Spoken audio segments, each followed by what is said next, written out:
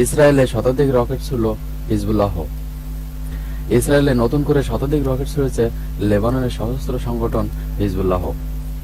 এ নিয়ে বুধবার দেশটি লক্ষ্য করে 240টি রকেট ছিল সংগঠনটি। এর আগের দিন মঙ্গলবার ইসরায়েলে ক্ষেপণাস্ত্র হামলা চালায় ইরান।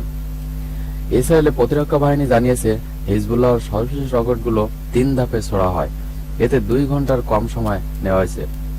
এই রকেটগুলো বেশিরভাগই ইসরায়েলের আপার গ্যালিলীয় অঞ্চলে পশ্চিমাংশে উন্মুক্ত স্থানে পড়েছে।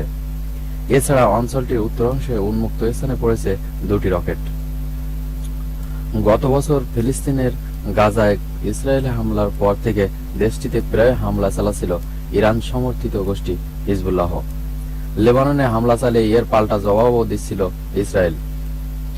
তবে গত মাসের মাঝামাঝি সময় থেকে হামলা পরিমাণ বাড়ায় দেশটি।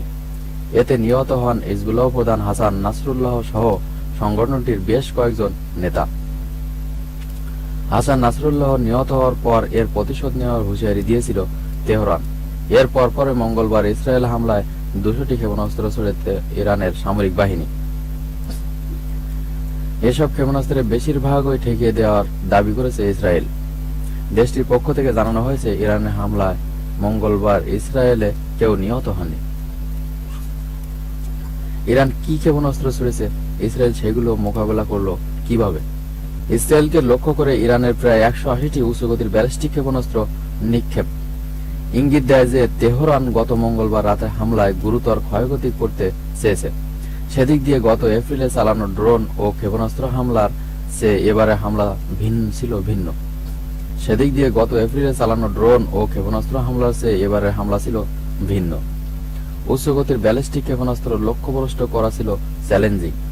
তবে প্রাথমিক তথ্যমতে হামলা ইসরায়েলে কারো প্রাণহানি না হওয়া এবং পশ্চিম তীরে মাত্র একজনের প্রাণহানির বিষয়টি একে সামরিক ব্যর্থতার বিষয়টিও তুলে ধরে।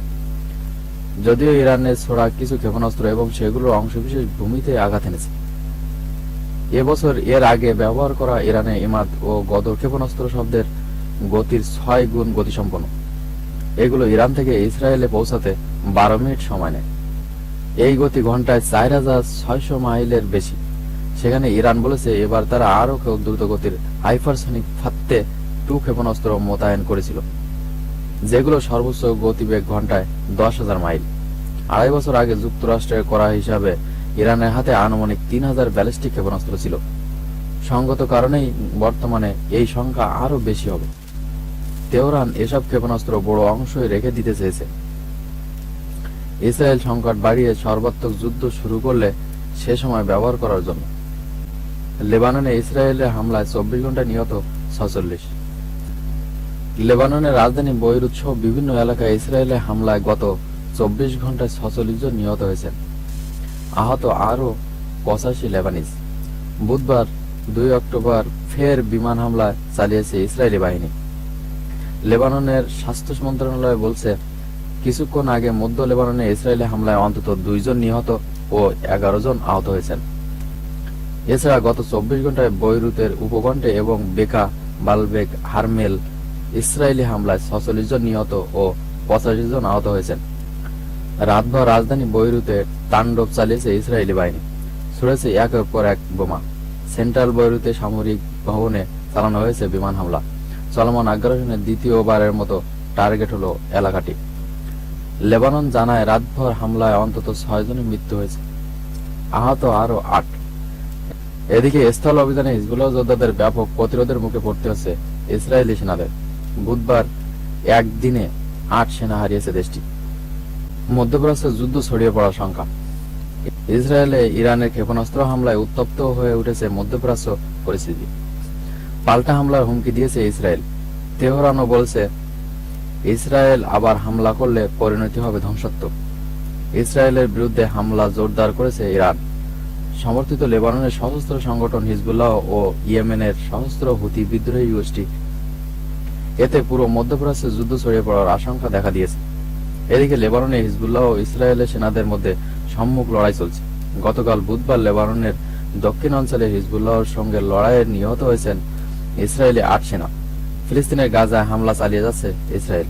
গতকালও গাজায় 1/2 ফিলিস্তিন নিহত হয়েছেন। এ নিয়ে গত বছরের 7 অক্টোবর থেকে গাজায় ইসরায়েলি হামলায় প্রায় 42,000 ফিলিস্তিন প্রাণ হারালেন।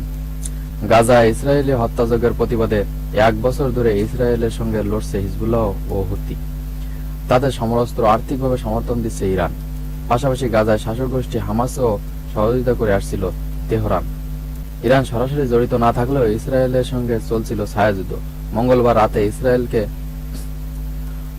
রাতে ইসরায়েলে ক্ষেপণাস্ত্র হামলার মধ্য দিয়ে যুদ্ধে ইরান সরাসরি জড়িয়ে পড়ল। গত শুক্রবার লেবাননে ইসরায়েলি বিমান হামলায় নিহত হন হিজবুল্লাহ প্রধান হাসান নাসরুল্লাহ। এরপর সোমবার রাতে লেবাননের সেনা পাঠায় ইসরায়েল। এরপর ইরান প্রায় 200 ক্ষেপণাস্ত্র দিয়ে ইসরায়েলে হামলা করে।